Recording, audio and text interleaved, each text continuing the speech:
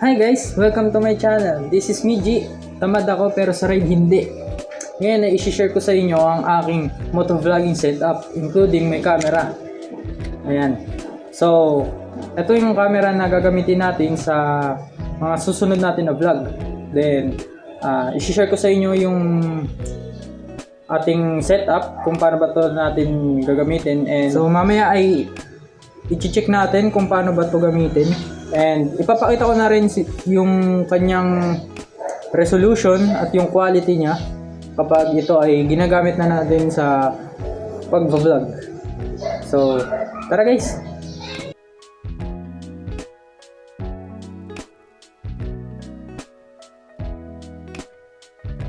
Suprema One Action Camera. This is the video of brand new with box and So hi complete guys, accessories. ito siya nung bagong bili pa.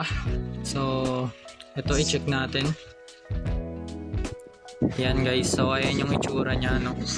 Ang ganda nga ng pagkakagawa, no? Ayan yung sa box niya. So, meron pa siyang ganito, t-shirt. Siguro pa promo nila. User USB cable and portable frame. And then flat mount. Also the lock bolt. And then guys, ito yung user guide niya. And meron pa silang sticker. And mga other accessories.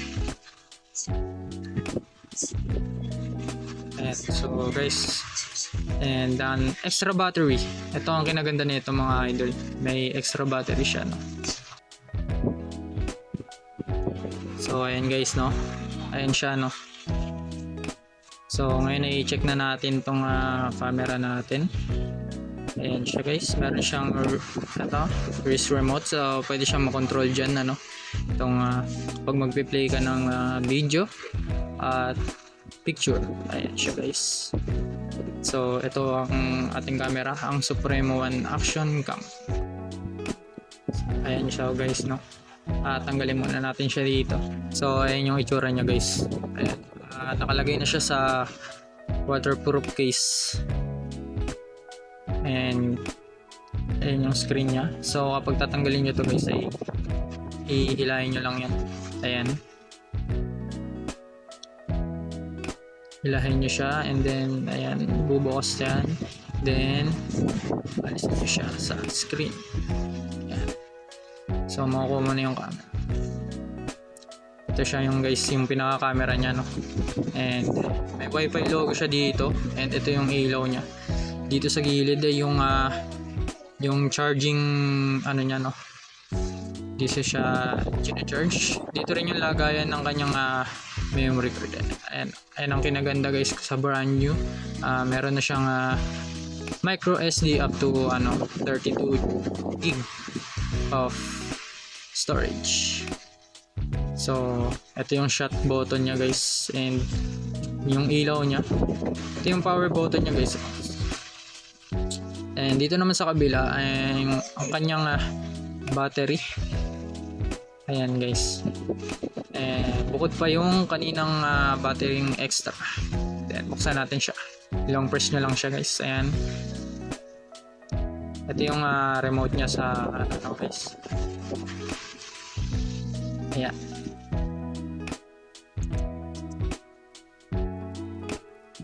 So pwede nyo siya ulit buhayin. Pindutin nyo itong power button. Ayan siya guys. Ayan, bumukas na ulit siya guys. So ayan siya, naka 60 fps by 120p. And nagre-record na po siya. Ang linaw niya guys, oh. Ayan, pwede siya ng picture. Ayan. So guys, nakakonect nga pala to sa sa apps. I-download nyo lang sa Google Play yung IDV control. Kung hindi ako nagkakamali. Ayan, pindutin nyo yung Wi-Fi button dun sa harap. And then ito yung settings niya guys. dito nyo siya pwedeng ayusin kung gaano bang kataas na resolution yung gusto nyo.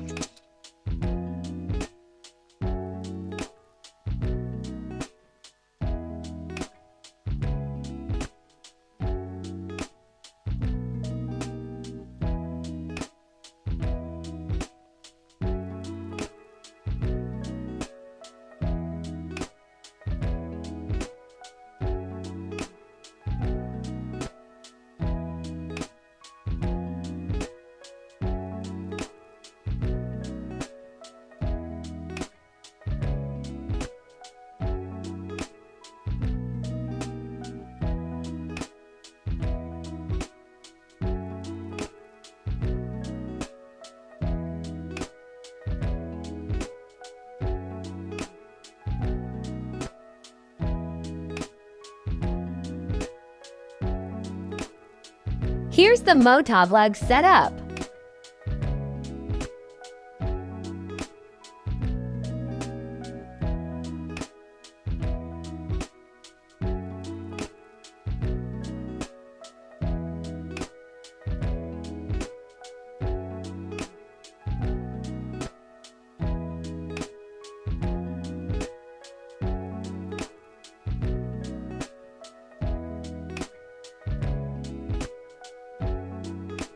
Day shot 780p resolution by 60 fps.